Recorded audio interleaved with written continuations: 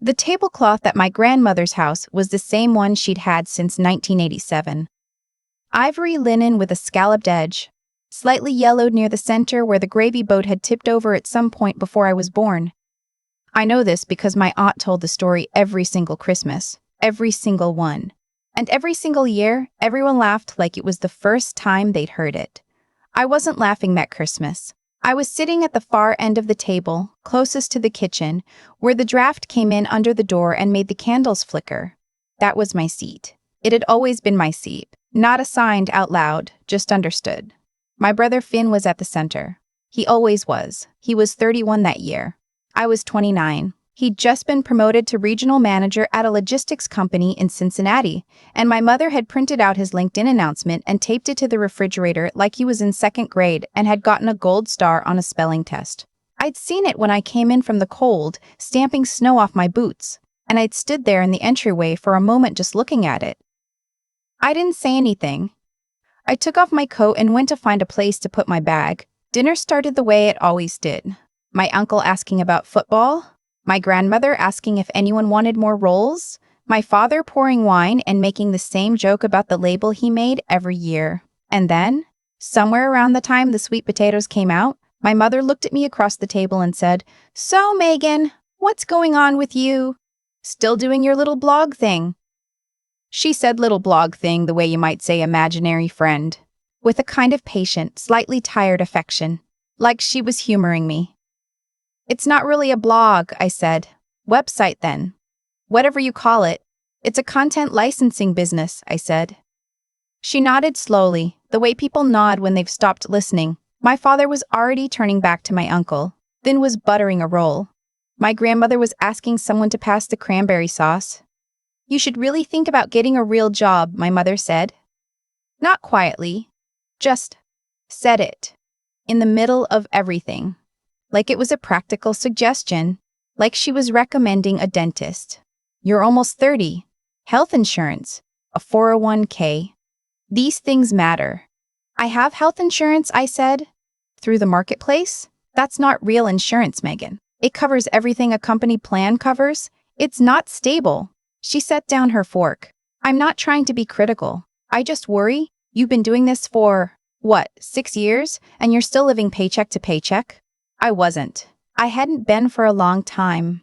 But I didn't say that. "You have a degree in marketing," she continued. "From a good school. You could be at an agency by now. You could have a career. Instead you're," she gestured vaguely, "doing this." Finn looked up from his roll. He didn't say anything to defend me. He just watched, like this was a mildly interesting thing happening near him. "I'm fine," I said. "You borrowed money from us in 2019. That one landed. I had $800 after a client had paid late and my rent was due.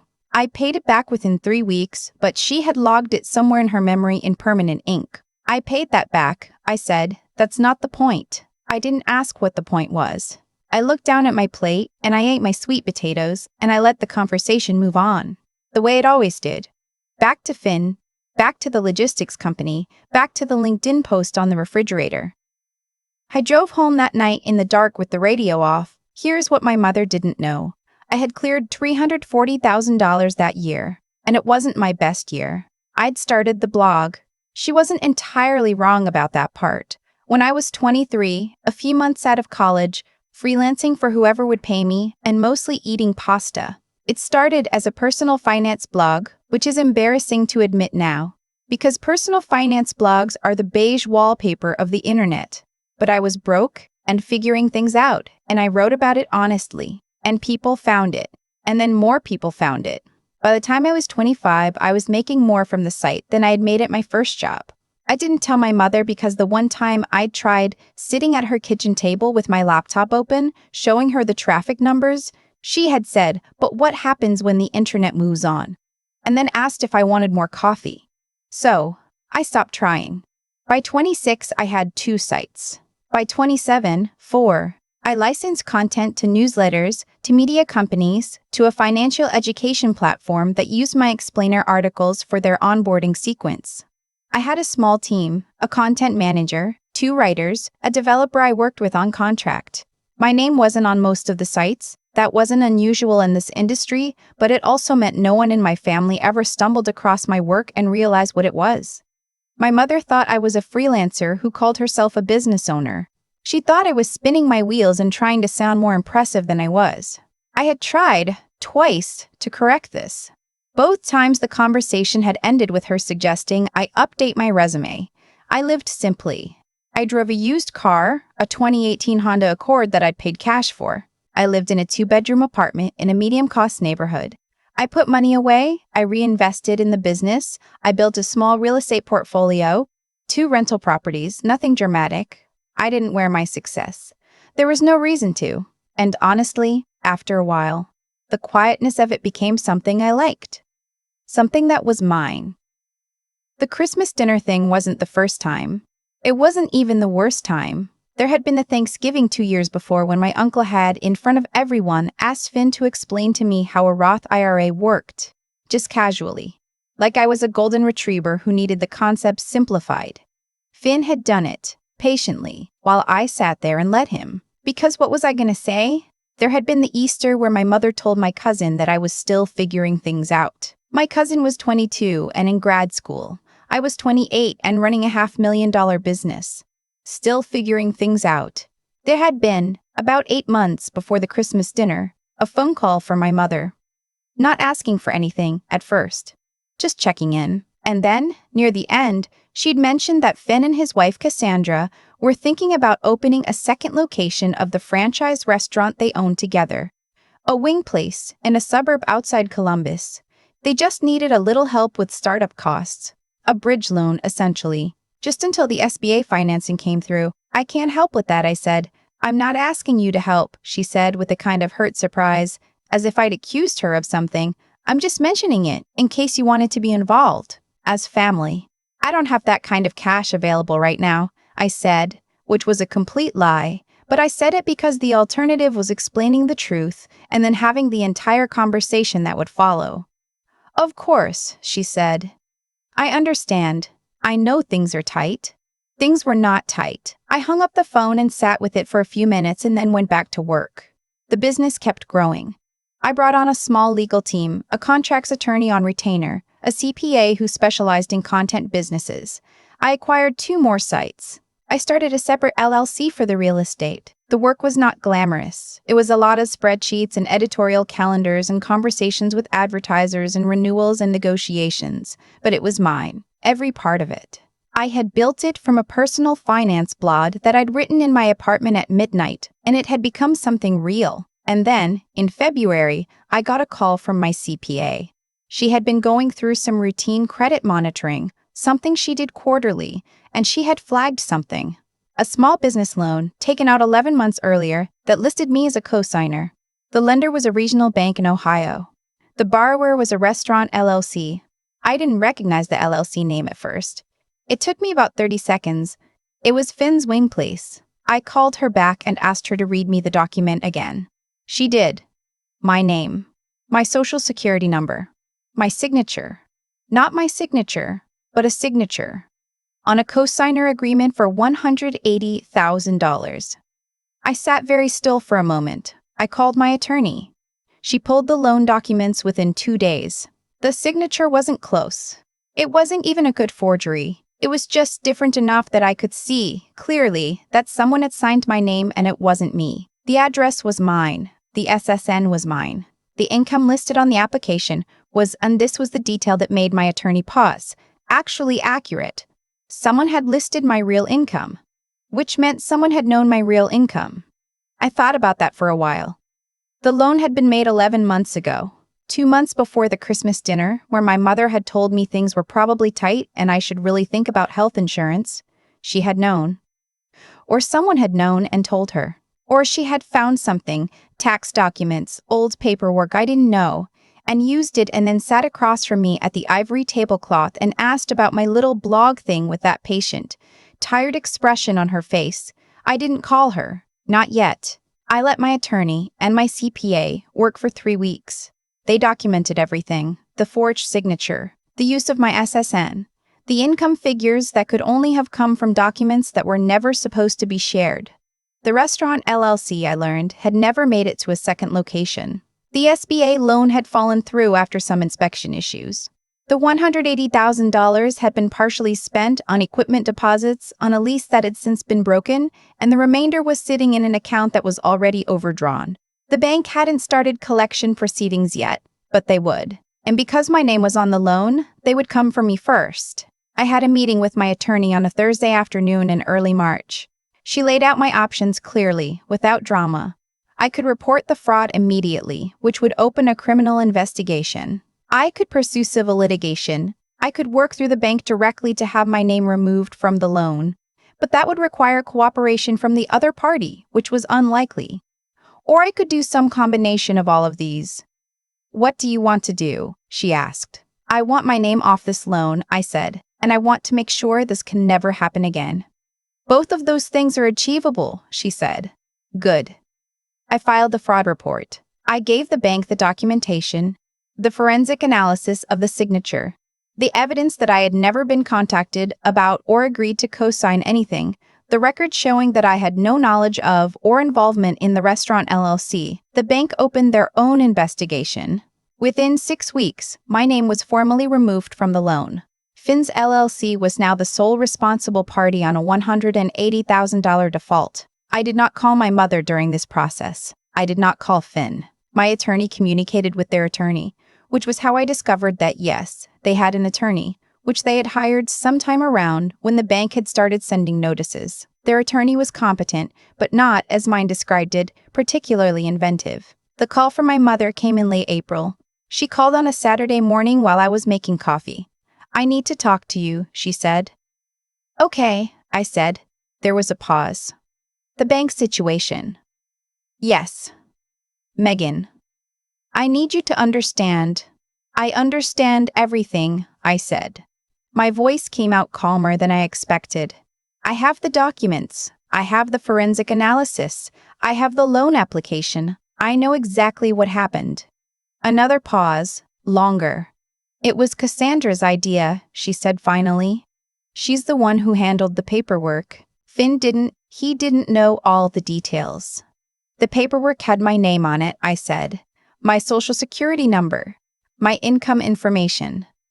Someone in this family knew my income, which means someone in this family went through my documents without my permission. Do you understand what I'm saying?" She didn't answer. "This is fraud," I said. "I could have been held responsible for $180,000 that I had no part in. I could have had my credit destroyed. I could have been sued by a bank for a debt I didn't agree to." "I know," she said, very quietly. "Do you?" "I know. I'm sorry. I'm so sorry, Megan." It wasn't nothing. The apology. I heard something real in it, and I chose to believe it was real. But I also sat with the fact that she had looked at me across that table in December and said nothing, had listened to me say I was fine, and said nothing, had spent years watching me get smaller in that seat near the kitchen door, and said nothing. "I need some space," I said. "From all of you. I need some time." "How much time? I don't know yet." I hung up. I poured my coffee. I stood at my kitchen window and looked out at the parking lot below, the February leftover gray of everything. A few birds on the wire. Finn's Restaurant LLC filed for dissolution in June. The franchise agreement was voided due to the loan default. The equipment deposits they'd made were largely non-refundable. I didn't engineer any of this. I didn't have to. The structure they built had been built on bad math and borrowed names, and it collapsed on its own weight. Cassandra sent me a text in July. It was 3 sentences. She said she was sorry. She said she had been under a lot of pressure. She said she hoped I could understand. I didn't respond. My grandmother called me in August. Not about any of it. She didn't know the details. I didn't think, or if she did, she was too old and too tired to want to be in the middle of it. She just called to tell me about her garden, the way she did sometimes, and to ask if I was eating well. I talked to her for 40 minutes. I cried a little after I hung up. Not about the loan or the Christmas dinner or any of it specifically, but about the version of the family I'd carried in my head for years that had never quite been the real one. That's the hardest part, I think. Not the fraud. Not even the years of being quietly dismissed at my own family's table. The hardest part is the accounting you have to do, eventually, of what you actually had versus what you thought you had. My grandmother was real. The rest of it, I'm still sorting out. I didn't do a big reveal. I didn't sit across from my mother and open a folder and say, here is what I'm worth, here is everything you never saw. It wasn't about that for me. I'd spent 6 years building something that had nothing to do with impressing them, and the point of it was never going to be a moment where they finally nodded and said they got it. But I will tell you what I did do. In September, I bought a house. Not a rental. Mine. A 1920s craftsman in a neighborhood I'd had my eye on for 2 years, with a front porch and a clawfoot tub and enough land in back for a real garden if I ever decide I want one. I paid cash. It took about 4 days to close. I signed my own name on every document, with my attorney present. And when I walked out of the title company office, I sat in my car in the parking lot for a few minutes before I drove away. I thought about the tablecloth, the 1987 ivory linen, the draft by the kitchen door. I thought, I don't have to go back to that table, not out of bitterness. Or not only out of bitterness, I should be honest about that, but because I'd spent so many years squeezing myself down to fit a shape that my family had decided I was, and I had stopped growing into it a long time ago without quite realizing it. The seat by the door, the little blog thing, the patient, tired nod. I had been carrying all of that as though it were just the cost of being in a family, and it had never occurred to me, until it did, that I could just not. I talked to a therapist about all of it. She said something I've been thinking about ever since. She said that sometimes the people who know us least are the ones who raised us, because they met us when we were unfinished and they never updated their file. I don't know if that's forgiveness or just explanation. Maybe both. I'm in contact with my mother now, more than I was for a while. We talk every few weeks. She does not bring up the loan. I do not bring up the Christmas dinner. We talk about her garden and my house and the news, and whether the birds have come back to her feeder. It is a smaller relationship than the one I thought I had, but it is more honest, and I am learning to value honest over large. Finn and I haven't spoken. I don't know if we will. The business is still going. I don't talk about it much in my personal life, old habit, but I'm less precious about it than I used to be. I don't need it to be a secret. It was never about keeping a secret. It was about protecting something that was mine from people who had a habit of making me feel like my things weren't worth much. Now I know they are. I knew then too, I think. I just needed a lot of evidence. If you're sitting at your own version of that table, near the kitchen door, in the draft, watching the people who love you look through you at someone else, I want you to know it is not a permanent seat. You assigned it as much as they did. And you can get up. I got up. I have a front porch now. I sit on it in the mornings with my coffee, and sometimes the neighbors wave and sometimes they don't, and the light comes through the oak tree in a way that makes everything look, for a minute, like it was planned. I'm not a success story in the way people mean when they say success story. I'm just a person who made something, quietly, and then had to decide what to do with the fact that the people who were supposed to see her didn't and couldn't, and maybe never would. And I decided to keep making it anyway. That's the whole story. That's all of it. I've thought a lot about the moment my mother said little blog thing across that Christmas table. Not with bitterness anymore, just with a kind of quiet recognition. She wasn't trying to destroy me. She was working from the only file she had, and that file stopped being updated somewhere around the time I graduated college and didn't take the agency job. People do that. They meet you at one point in your life, and they laminate that version of you and carry it around forever. And then they're genuinely confused when the person standing in front of them doesn't match. What I understand now is that I had a role in it too, not in being dismissed. That part wasn't mine to own, but in staying silent so long that the silence became its own kind of agreement. Every time I didn't correct the record, I was, in some small way, confirming it.